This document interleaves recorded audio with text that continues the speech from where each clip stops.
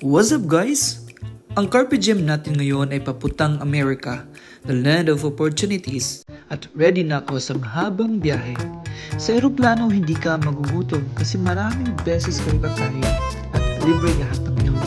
Aside from that, pwede kang manood ng movie at i-track ang oras ng pagsakay kasi may maliit na monitor naman sa likod ng upuan. Amazing diba? Provided din ang kumot dyan at may neck pillow pa. Ang amazing talaga. Simple at maliit na bagay pero na-appreciate ko.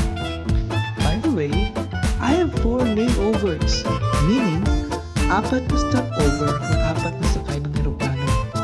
From Manila to Taipei, Taiwan, 2 hours and 20 minutes.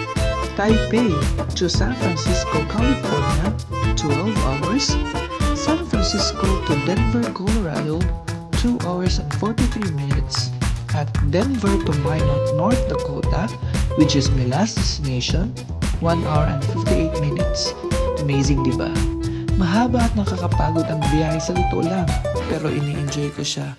Kasi masarap sa feeling na mabigyan ka ng opportunity na makapunta sa isang napakagandang lugar tulad ng Amerika.